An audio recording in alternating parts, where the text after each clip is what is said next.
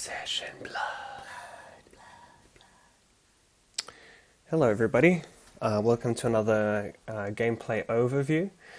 I think we're going to see another wizard game, but this time versing Dash, I believe. We'll see how wizard does versus a player who runs 3 null runes, or 3 sources of arcane barrier. I'm just going to double check that, yes, we're going to see Dash versus the wizard. Now, yeah, I'm really interested how this is going to play out. I think it comes down to the Dash's ability to really make the most of the chambers and pistol hits, and protecting their life total against wizard non-attack wizard actions. So I think the main thing to look out for is how is the Kano player going to get through damage. We're seeing Arcane Barrier 2 and Arcane Barrier 1. So with just 2 equipment slots, the Dash player is able to have Arcane Barrier 3, which allows them to keep their Goliath Gauntlet and the Tekla Foundry Heart.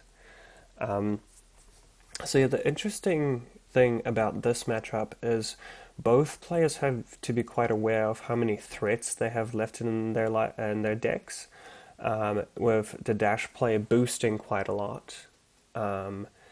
And the wizard player casting spells that get partially or fully prevented by these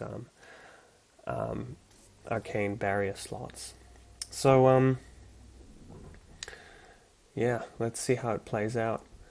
It's going to be interesting with Crucible. I think the wizard player has a lot more options of the types of wizard spells that they want to use, while the Dash player has to pick their spots, whether they want to keep cards in their hand as to prevent damage from potential Kano activations, or as we see, the snapback can be cast as an instant if there's already been a wizard non-attack action played, which I think is a really, really strong addition for wizard. This card just makes wizard a lot smoother.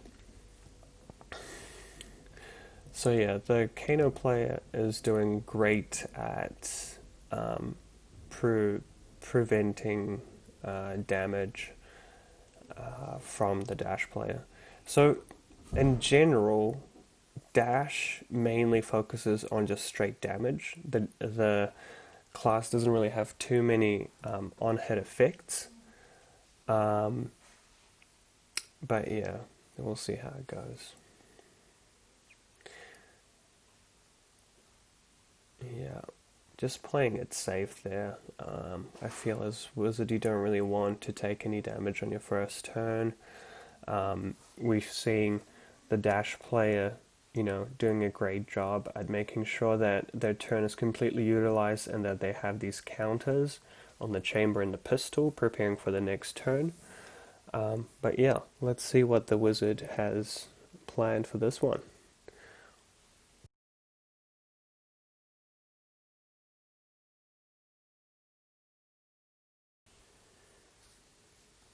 Okay, so we're seeing a reverberate for 4. This, I think, is a really strong way of forcing through 1 damage. We can see the Dash player's hand is already weakened because they had to pitch through. This allows the wizard player to cast another spell, which is the Chain Lightning.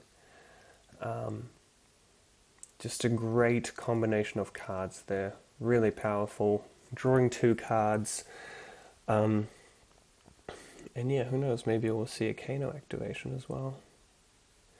Getting something here like a Blazing Aether, I guess wouldn't be too strong, but, maybe a Zap or something, or another Tome of Aetherwind. At least they know what they're gonna draw. But the important thing to know is, even though the dash player prevented a lot of damage, their turn is significantly weakened, and just because they have less resources to work with. Pitching 2 blue cards means that, that's 6 potential resources that they missed out on. Something like Chamber, Counter, Zipper Hit, and then into a Spark of Genius. That Spark of Genius could have gotten potentially another Chamber if they had enough resources to cast that. But yeah, I think it's just a matter of mitigating these, pistol hits and hits from cards like the Zipper Hit. So in a way, we're seeing one race, which is, on one side you have this dash player who's going to constantly boost to get through damage, relying on pistols as well. But at the same time, these boosts are potentially getting rid of the threats left in the deck. So I think late game what we might see is, once the dash player runs out of these red or yellow boost cards, like this yellow Zipper Hit, is they're going to be more and more reliant on their pistol hits to get through damage. But at the same time, the wizard is forced to block with a lot of cards. Once they have to start blocking with cards, with some of their red cards, that automatically starts weakening their library. So yeah, it's just going to be...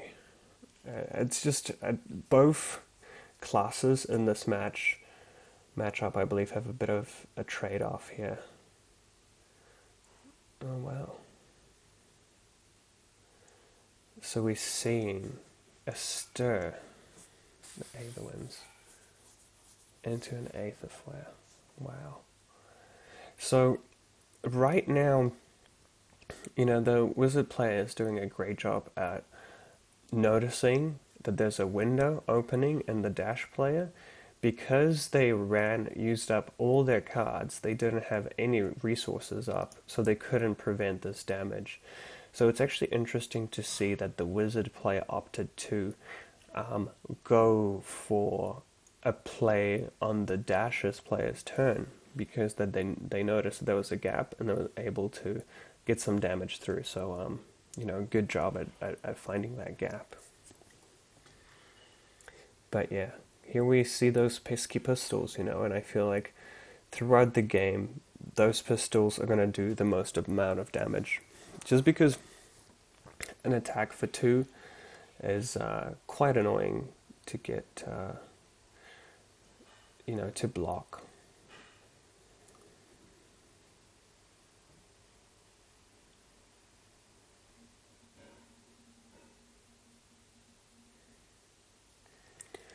Okay, yeah. So, yeah, the pistols are going to be doing a lot of work in this matchup.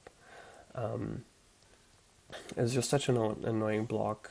Blocking for 2, you're wasting a whole card to block 2 damage. Just seems so inefficient when a lot of your cards block for 3. So I think the way to go in this matchup is basically, when the dash player is attacking for something like 5, 4, 3, that's a good time to block, because it's just, more efficient blocking 3 of the 4 rather than blocking 3 of the 2 from a pistol hit. It's just utilizing your block to full potential. But yeah, this is interesting. So I think by not blocking this high speed impact, the wizard player is really prepared to take a lot of damage on this turn, because they feel like they can do a lot of damage on their turn, which isn't surprising. We're seeing, they're going to get a Tunic on 3 counters, which is like a Crucible activation. We have a Stir the Aetherwinds, which combos very nicely with Forked Lightning, and they have the perfect resource for it. So, yeah. I think this gives a clear signal to the Dash player that they really have to go for it and make the most of this turn, because all the damage they can do this turn... Ooh, what do we have here? Oh, interesting. Overblast. So, yeah, so basically managed to take the Wizard player from, I believe it was 29 to 15 in one turn. So yeah, we'll see if it was worth it for the Wizard player. I think, generally speaking, the Wizard player, because they start 10 life below, it's usually fine being lower life. So if you're a Wizard and you manage to even out the life totals, I think you should be very comfortable, because that means you've caught up 10 life. So yeah, although the Wizard player did take roughly 14 damage, coming back for about 12, which only 3 can be prevented. So it looks like the Dash player will be taking at least 9 damage here. So the gap is still very similar, 24 to 15. It's pretty similar to when they started the life totals.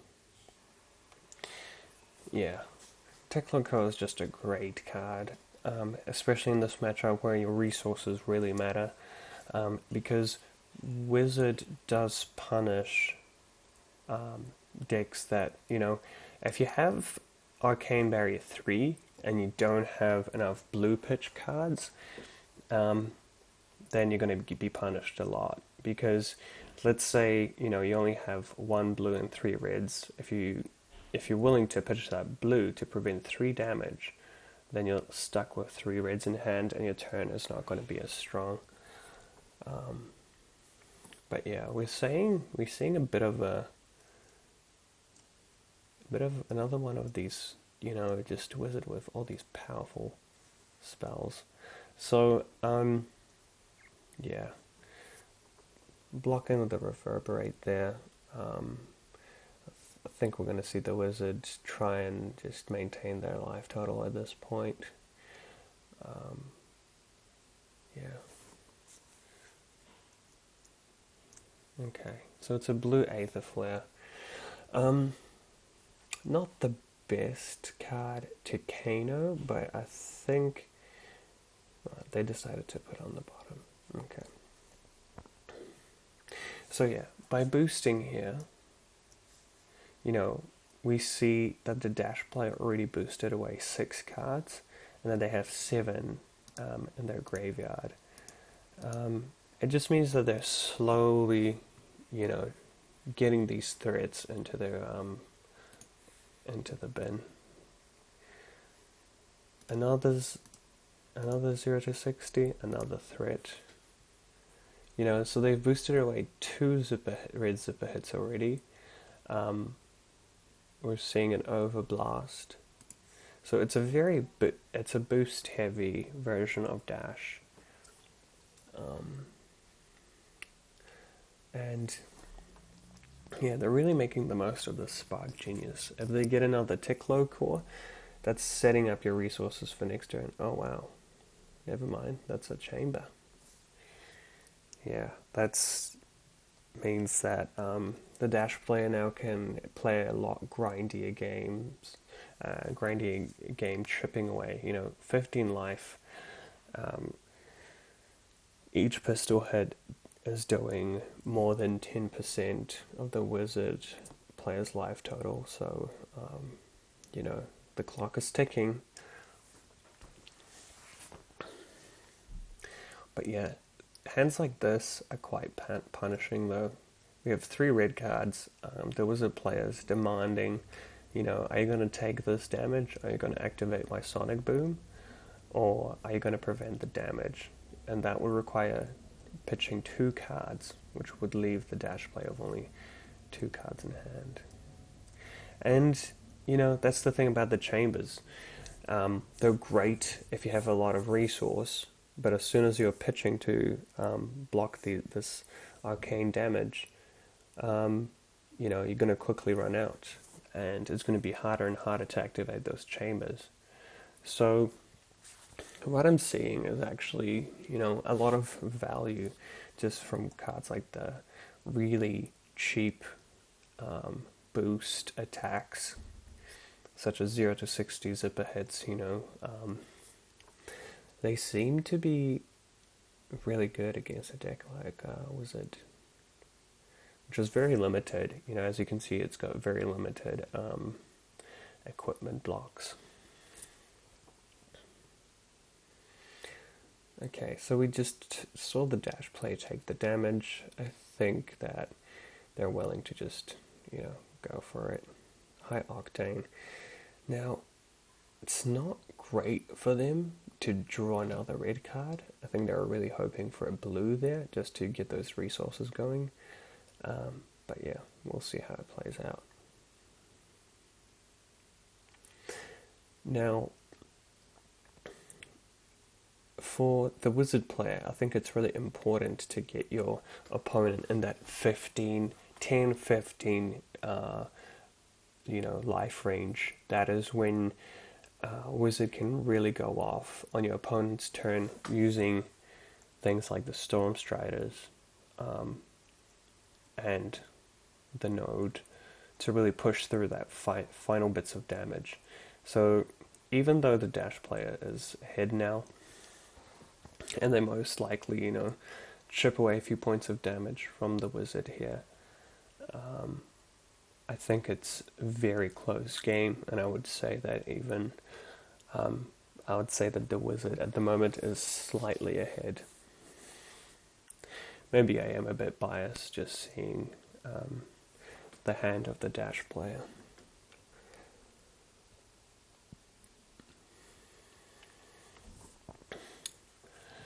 But yeah, there's a lot of blue cards. I don't see an amazing turn for the Wizard, so it is possible that they might opt to just block up as much damage as they can, and maybe just drop a potion and pass.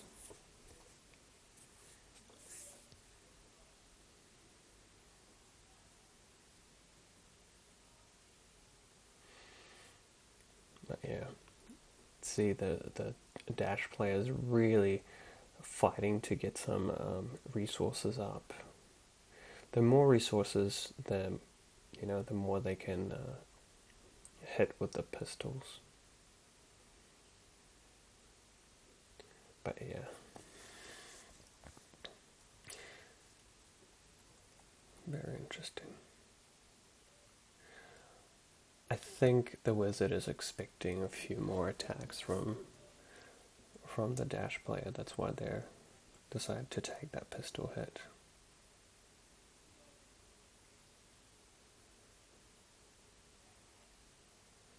Oh wow. So, interesting gameplay here, because the dash player opted to attack with the pistol rather than push through with a high speed impact. Maybe they're holding up that card as a sign, being like, you can't burn me at the end of my turn with Kano's activations. Maybe it is a bit of a bluff, because they know that they have the high octane that they can put in the arsenal. And yeah, having that red high speed impact really sets up their next turn. Oh, we're seeing a Kano play here.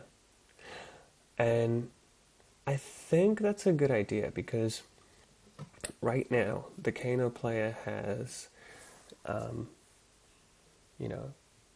they have an option. Do I block? Because they weren't going to arsenal that Voltic Bolt anyway. So with 4 blue cards, you might as well go and and see what's on top of your deck. Maybe you you know, yeah, and I think it was blue Voltic Bolt, a third one. Oh, yeah. So this is getting really dicey for the wizard. We're seeing a really strong, powerful, high octane turn. With a hand like this, they're just going to get so many boost triggers. Alright. So we're seeing in Kano activation. I think the wizard player is really thinking, I can do something here. And I think they will. Well, I think what they're trying to do is just do their best to stop the dash from attacking. Now's the time to burn their resources, really punish them, make the decision as to, whether I pitch a blue card to prevent some damage, or do I just take heaps of damage to deal more damage. So I feel like both classes in this matchup have that balancing act of what's worth it more. Do I use one resource to stop one damage, or do I use one resource where, in the case of pistols and chambers, it works out to be, if it's a single pistol, it's one resource for 2 damage, or with a chambered activation, it's 2 resources for 2 damage, which is, similar enough to saving 1 life. So, yeah, there's, so this dash player is really going for it. They still have that magnetic shockwave to pitch for 3, so I'm guessing they feel quite safe in terms of their life total. The wizard does have that tome ready to go. They can potentially draw 2 cards and start blocking if they want to. Yeah, interesting.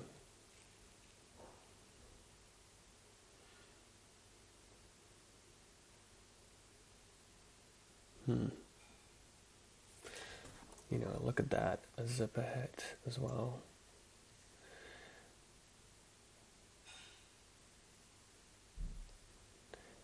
If only the dash player had some more resources so that they could magnetic shockwave as well. That would be insane.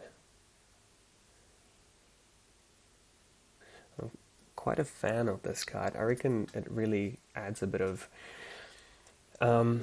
depth to the dash deck. Wow. Yeah, so 3 activations.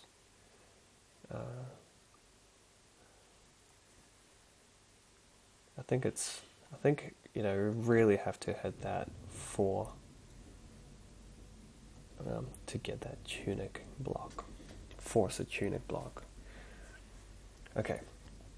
Let's look at the decks. We have 41, so the wizard player is sitting happy with a lot of cards, and 27 for the dash player. So they're really going for that, you gotta go fast mentality, trying to deal as much damage as possible. We still have 3 action points, 1 resource, so we still have a full zipper hit and 3 pistol shots with a magnetic shockwave.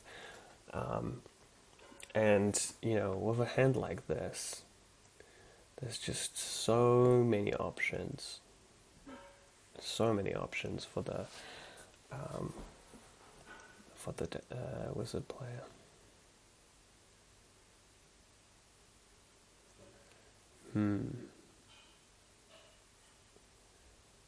Interesting.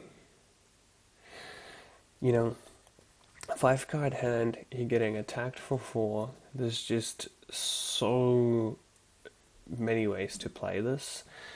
I'm not surprised that the wizard player is taking a moment here. cards like Tome, you still have the Storm Striders. Maybe they're thinking, okay, I can prevent a bunch of damage. Should I wait for my turn to start casting all these spells, or should I do it now and try and force my opponent to use up all their resources? They're seeing 2 cards in hand, still 1 resource up, 3 actions, so yeah, massive. Ooh. And they hit. They went for that Kano and it paid off. Lesson in Lava is an extremely powerful card. Being able to search for any, in a situation like this, it's a really good time to hit a spell. Because if they cast this, the dash player does have that option to pitch 3 resources, which would be this. But it really shuts down that turn. That's preventing 3 damage or potentially doing 6. But if they do end up taking that 4, the ability of Lesson in Lava is crazy good. One really cool interaction I've noticed with Lesson in Lava is that you can, after playing it, you can search for another Lesson in Lava. So it's quite easy to do an insane combo by going Lesson in Lava, fetching another one, Kano, Lesson in Lava again, fetch another one, Kano, Lesson in Lava again, do 3 in a row, and then finish on something like Blazing Aether. Okay. Oh, so the wizard player decided to take the damage, keep the Lesson in Lava there, and just wait to see the next move. Now the tricky thing is lethal is in play. Lethal is on the chain. They have to block the zipper hit to survive. Who knows? Maybe they'll block with Tunic and their Skull Cap and just go down to 1. They seem very protective of their hand, but it's not surprising.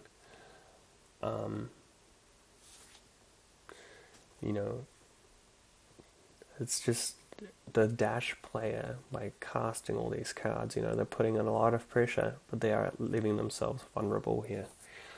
So yeah, we'll see how this plays out.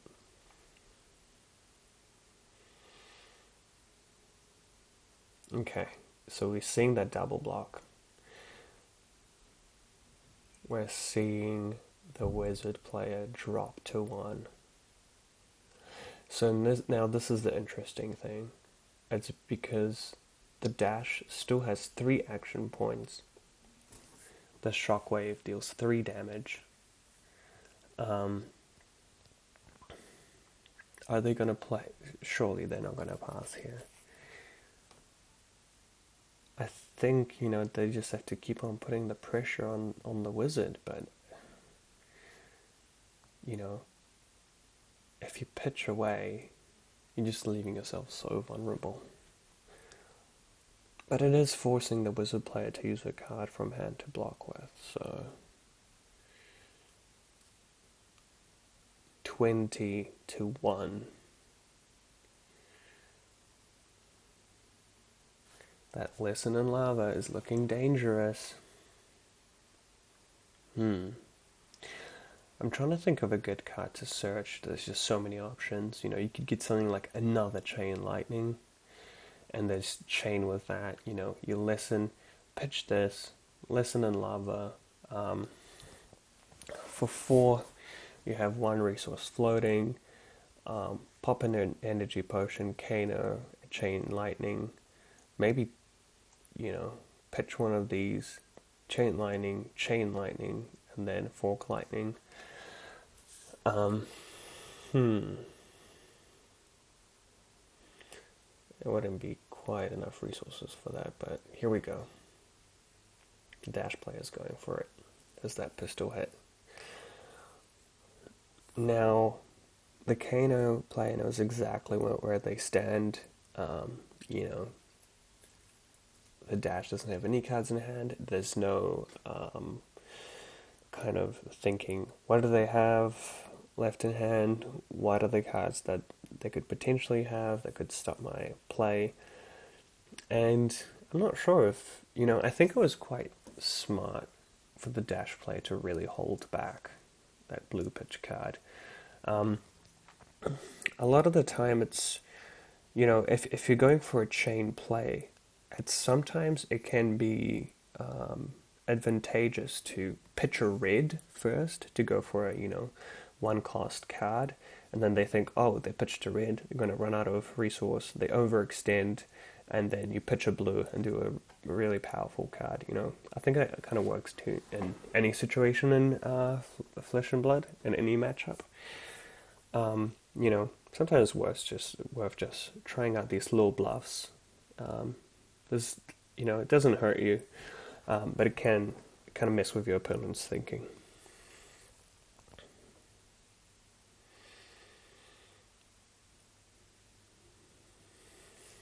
But how does... Okay. So we're finally gonna see that lesson in lava. Okay. How is this gonna play out? So by attacking with pistol, now the wizard player knows that at least one of that damage is going to get through. Now, this is a really tricky situation for Dash, because each one of those resources is a pistol hit. They still have 2 action points. They're attacking for lethal, the pistol. They're probably feeling quite confident, so they're not sure whether to prevent any of this damage or not. Preventing 2 damage limits the amount of the cards that they can put on top. But yeah, we'll see how this goes. Oh wow, they decided to prevent 2. So they are still going to take 1. So they really want to play this safe. They just gave up 2 pistol hits to secure that life total. Which I think is smart, because they just want to survive till they can draw up to a full hand. There's a lot of cards that could, be in the wizard player's hand that could actually just end the game right here. I think if it was a bluff on the wizard's part, then good on them. But I don't think they were bluffing. For 1 resource, they can pop a Storm Striders, draw 2 cards, pop a Storm Striders, deal 3 damage, then draw 2 cards, then do some more stuff. So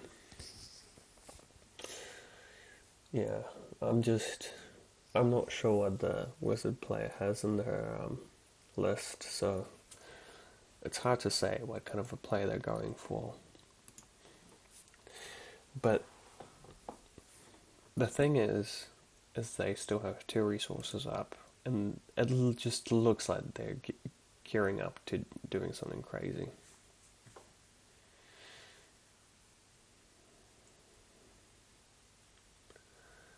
But can they look at that life total? 19-1. Surely it's just over. Turns like this just show the power of Dash. High octane, draw. 0 to 60, 4 damage, 4 damage, 5 damage, 2 damage. It's just that pure, aggressive, just straight raw damage. I mean, I guess there are things like the high speed impact.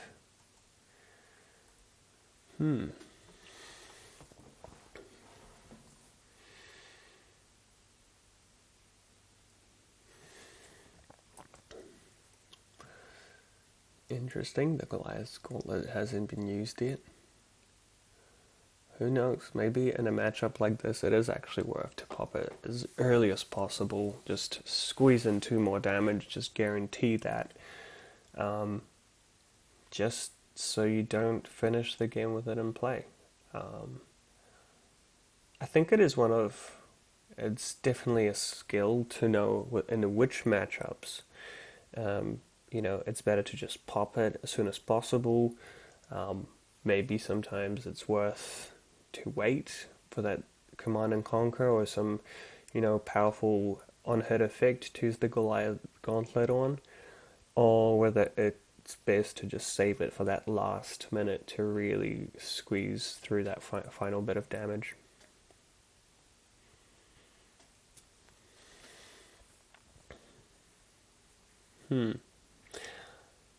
Yeah. This just seems like a great finisher, but it's, again, using more resources. As a wizard, it's just so hard to pull off all these crazy spell combos.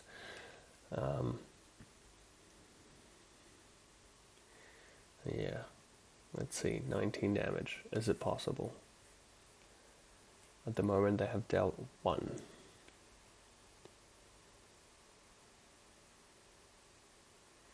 I think they're just really, really digging deep at this point.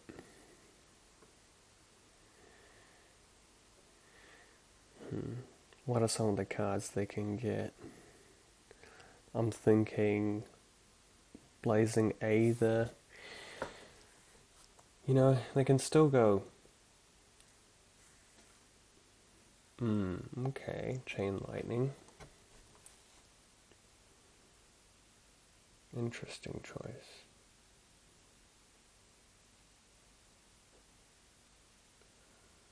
How is this gonna play out?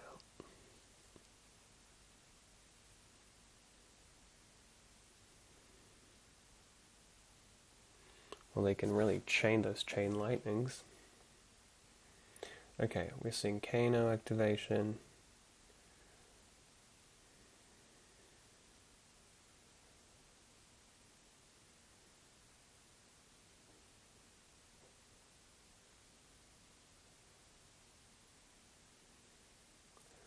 Boom, Chain Lightning. I guess they can tome and draw 2 cards.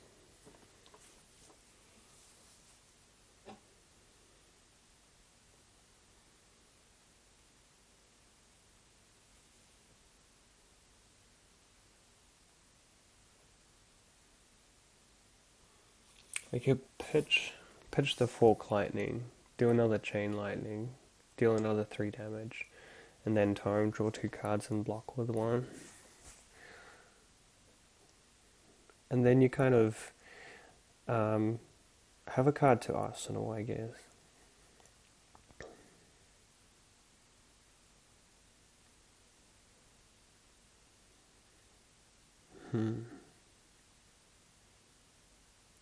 Yeah, I like that.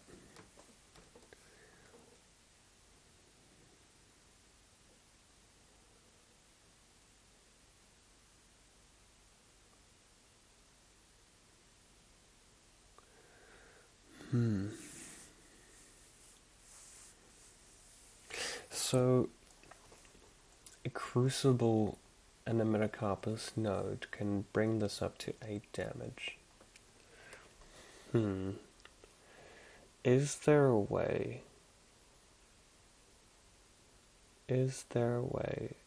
for the wizard player to win this here? I don't think it is. Popping all 3 of this costs 3 resource, so they would have to use all these, so they can do 8 damage here.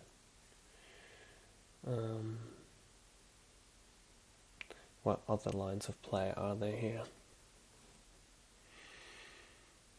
Yeah, for those players who disagree that wizard is the most hardest to play.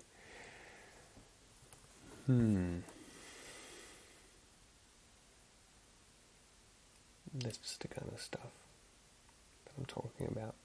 Just so many ways to go about this, And just even paying attention to what you've already used, what you've pitched.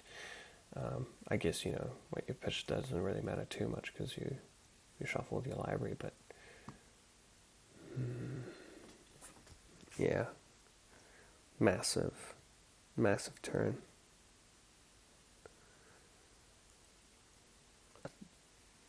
They're probably considering, do I just block with something like the Chain Lightning and then, a Voltic Bolt powered by a Crucible on my turn, and then that leaves.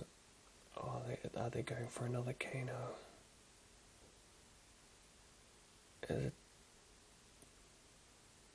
could be a little bit greedy there. What is it?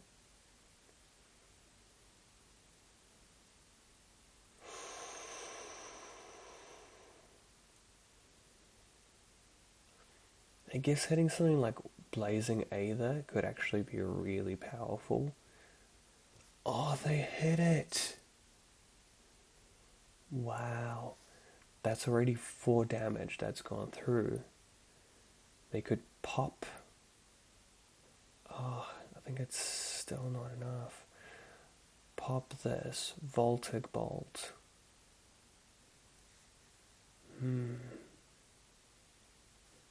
Of Crucible. I think that's lethal. Because, oh no, because it costs 1 to pop this. They're 1 resource off. Oh wow.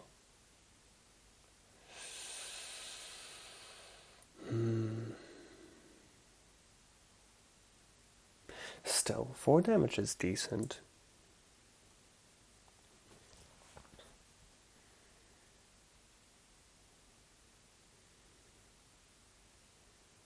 But damn, being 1 resource off is just painful.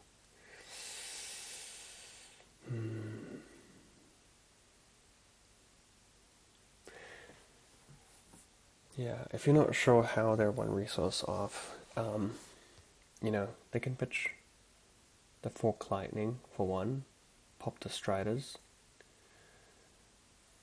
then pitch Chain Lightning, and then 1 pitch Chain Lightning to Voltic Bolt to burn for 5.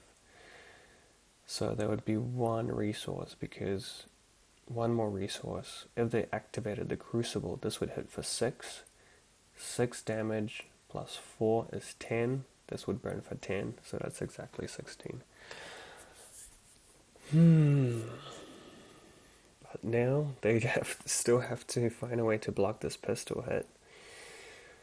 Wow. What a game.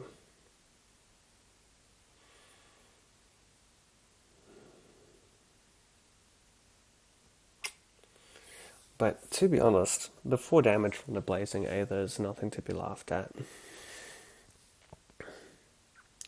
I think we could see something like block with the Forked Lightning, Blazing Aether for 4, dash goes to 12, their turn, Chain Lightning, Voltic Bolt, dash can prevent 3, that's another 2, and then we have 1 to 10, which is still not ideal. Not absolutely ideal for the wizard player, but it is something. It's that 10 life range I was talking about.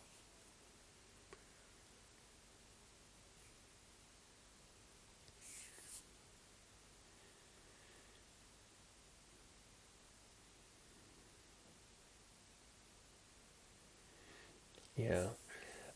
Let me know in the comments below whether you think it's worthwhile, because I'm right now looking at this board, 15 cards that have been boosted. 15. Banished or boosted or removed from play somehow. And the Dash play has 26 cards. Do you think that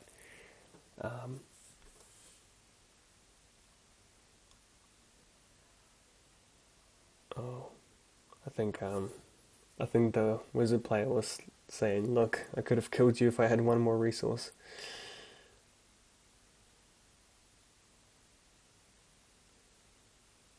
Yeah, so we see 4 damage. So close.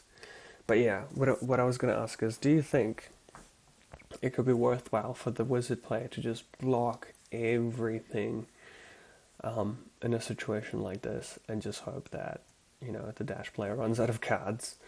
Um, if they keep up these boosts, who knows, maybe.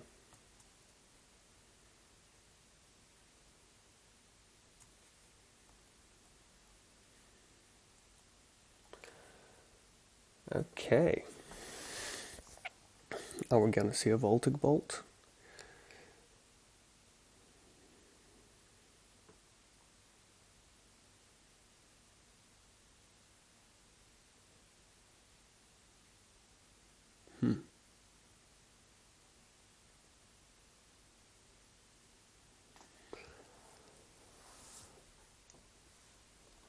Hmm. I think so. I think the dash player must be happy with... Oh, they decided not to Voltic Bolt there.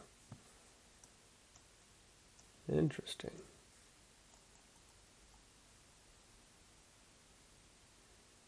Maybe they thought to themselves, hey, if I draw 2 blues, I can Storm Striders into Chain Lightning and then Voltic Bolt or something.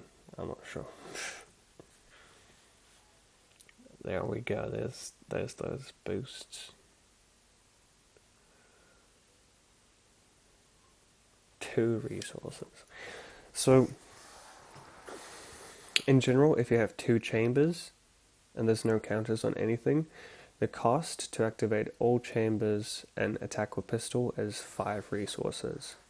If you have 1 chamber to shoot with pistol twice, it's 3 resources, and then 7 if you have 3 chambers. 7 resources for shooting with pistol 4 times is pretty damn good, especially in a situation like this if every pistol hit has to be blocked.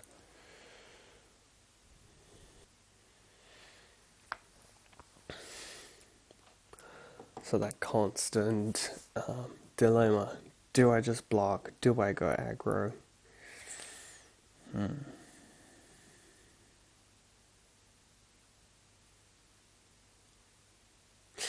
The thing is, I mean,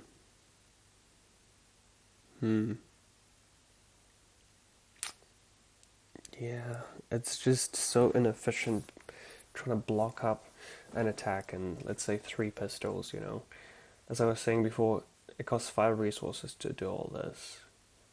The dash can pitch this 5, attack with this 3 times, force 3 blocks, which just force the wizard to block with everything.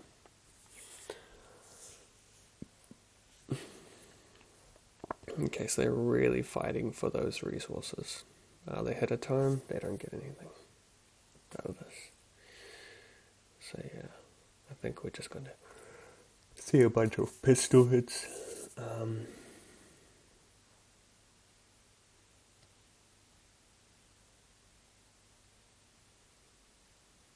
Yeah, I mean, in a situation where you just can't put through enough damage, I think it's worthwhile just to block with everything. But all it takes is for the dash player to have something like a red 0 to 60 instead of that tome. All of a sudden, this doesn't work anymore.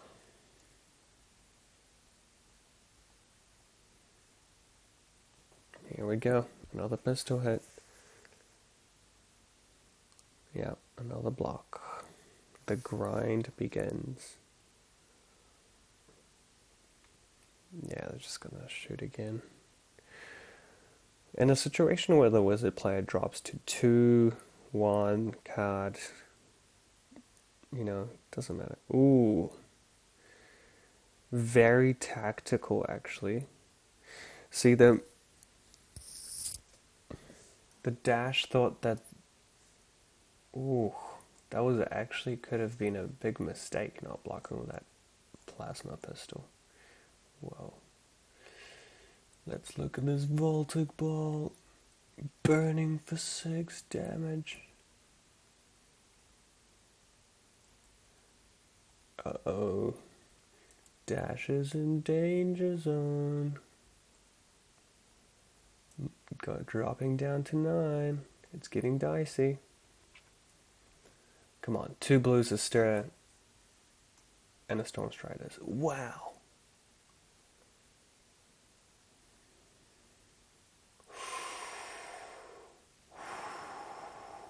Snap back. Blazing Aether. Snap back. 2 damage, 3 damage.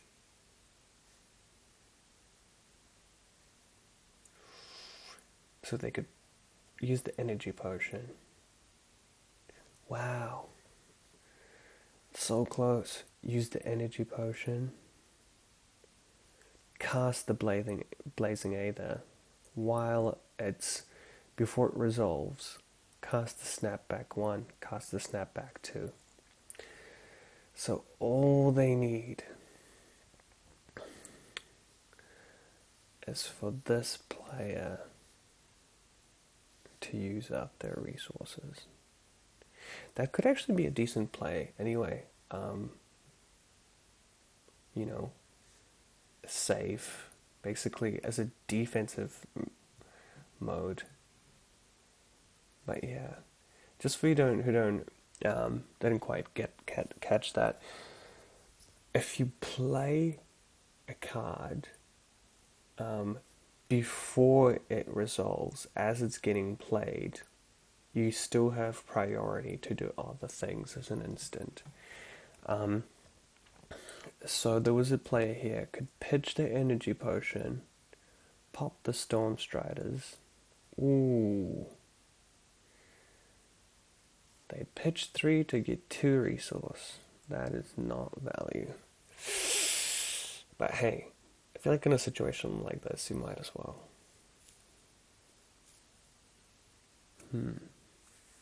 But anyway, as I was saying, you can play a card like Blazing Aether. Before it resolves, you use the snapback ability of being able to play it as an instant works because you did play a card. The ability hasn't resolved it, but you've already played it. So you snap back to deal 3 damage. You snap back again to do 2 damage. You've dealt 5 damage. The Blazing Aether finally resolves, and you're doing another 5 damage. Here we go, another Kano. It's now or never.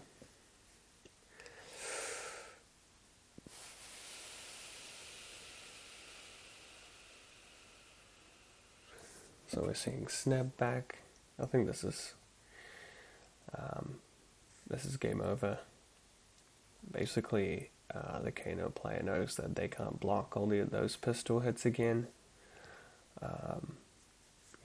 By drawing that energy potion, I think they're just admitting defeat. I don't think the High Octane has resolved yet. But there you have it. Almost getting there. The wizard player getting 1 resource away from burning the dash from 24 down to 0. 1 resource away. Unlucky. I think if that forked lightning was, a yellow or a blue, that would have been game over. So, close, but not close enough. So there you go. I hope you got some perspective on the matchup. I mean, as you can see, do you think it could be worth it for the wizard player just to block up and hope the dash player runs out of cards? But then again, if you start doing that, it's quite obvious for the dash player, and they can adjust, keep on hitting with pistols and whatnot. So yeah, let me know what your thoughts are about this matchup in the comments. If you want to see any particular matchups, do let us know as well. We're, you know, getting few requests here and there, so it's good to hear some people want to see some particular matchups. I think I'm going to be working on a bit more of Runeblade, so stay tuned. Thanks for watching. Session Blood.